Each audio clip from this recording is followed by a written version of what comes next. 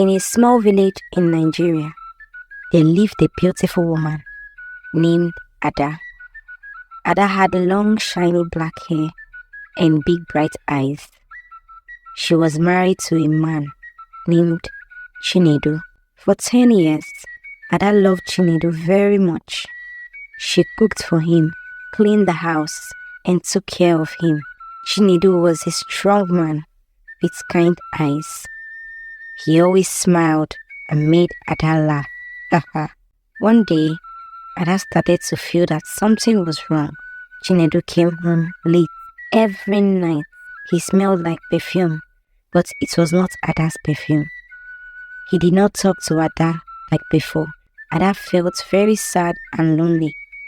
She wondered what was happening to Chinedu. One night, Ada could not sleep. She heard Chinedu talking on the phone. He was whispering and laughing softly.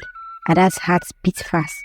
She got up from the bed and quietly walked to the door. She listened closely. Chinedu said, "Yes, I will see you tomorrow, my sweet Ngozi." Ada was shocked. Ngozi was the young girl who lived in their compound. Ada's heart broke into many pieces. She went back to the bed and cried silently. She felt like someone had stolen her happiness. She loved Chinedu so much, but now he was with Ngozi. Ada did not know what to do.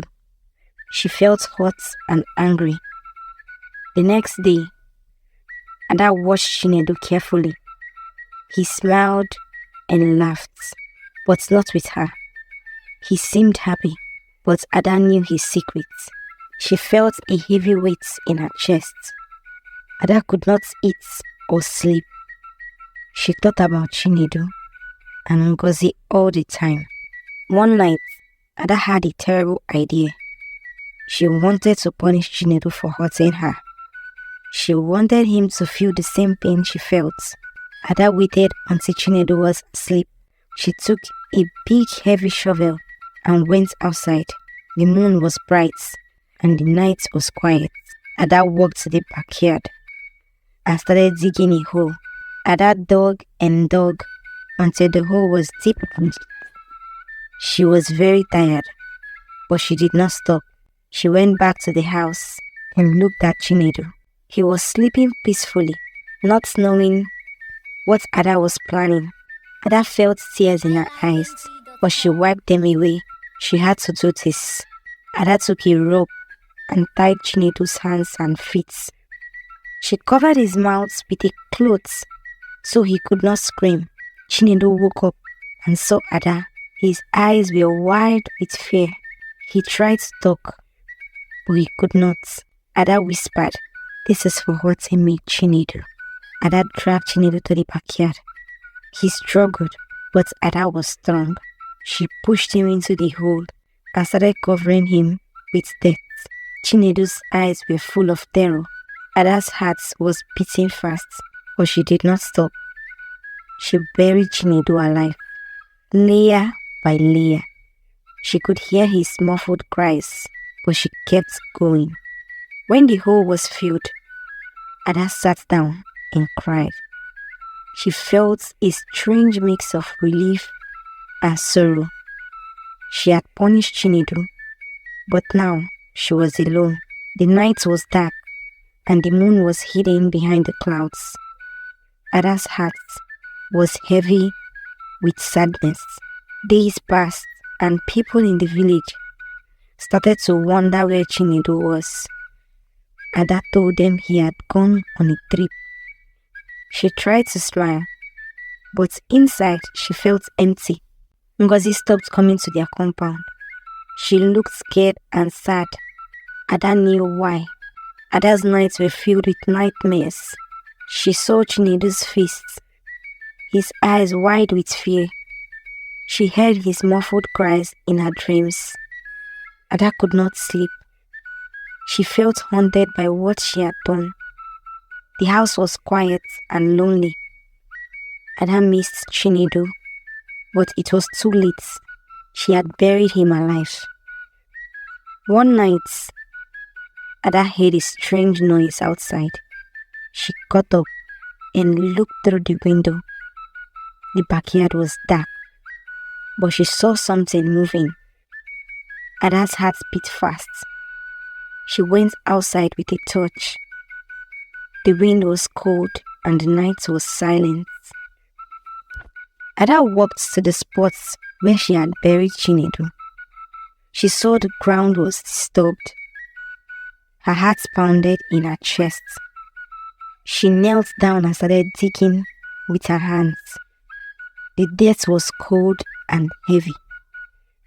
Ada dug and dug until she saw a piece of cloth. It was Chinedu's shirt. Ada's hands trembled. She uncovered more dirt and saw Chinedu's face. His eyes were closed and he was not breathing. Ada's heart ached with guilt and sorrow. She had killed Chinedu. She cried and cried, but it was too late. The villagers noticed that Ada was not the same. She was quiet and sad. They asked her what was wrong, but Ada did not tell them. She kept her terrible secrets hidden. Ada lived with the pain and guilt every day. She wished she could turn back time, but she could not. Ada's life was filled with darkness and regrets. She had buried her husband alive, and now she had to live with the consequences. The nights were long and lonely, and the days were filled with sorrow. Ada's heart was broken, and it could never be mended. In the village, people still talked about Chinedu's disappearance.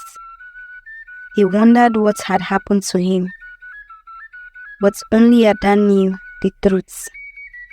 She carried the heavy burden of her secrets, knowing that she could never escape the darkness that had taken over her life. One rainy day, Ada heard a knock on the door. She opened it and saw Ngozi standing there, drenched and shivering. Ngozi looked at Ada with sad eyes and said, "I know what you did." Ada's heart stopped. She felt a chill run down her spine. Ngozi continued, "I saw everything that night. I saw you bury Chinedu." Ada's hands trembled. She tried to speak, but no words came out. Ngozi stepped inside and closed the door. She looked at Ada with a mix of pity and anger. "Why did you do it, Ada?" she asked. Ada fell to her knees and cried. She could not answer. The weight of her actions was too much to bear. Ngozi knelt down beside Ada and whispered, "You must live with this pain forever. You took him away from me, and now you must suffer." Ada's tears mixed with the rainwater on the floor. She felt a deep, unending sorrow. The darkness inside her grew, and she knew that her life would never be the same again. The nights were filled with haunting dreams, and the days were empty and cold. Ada's heart was heavy with regrets, and she knew that she could never escape the shadows of her past. As the years went by, Ada became a ghost of her former self. The beautiful woman who once filled the village with laughter and joy was now a shadow, haunted by her own actions. The villagers whispered about her, wondering what had happened to the lively, loving Ada they once knew. But no one could understand the depth of her pain. Ngozi too carried the burden of that fateful night. She watched Ada from afar, her own heart filled with a mist of sorrow and resentment. She had loved Chinedu, but now he was gone, and all that remained was a bitter memory. The village moved on, but the scars of that night remained with Ada and Ngozi, a silent bond of shared sorrow. In the quiet of the night, Ada would sometimes visit the spots where she had buried Chinedu.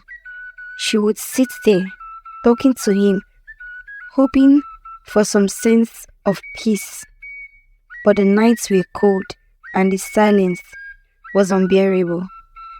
Ada's heart ached with a pain that never went away.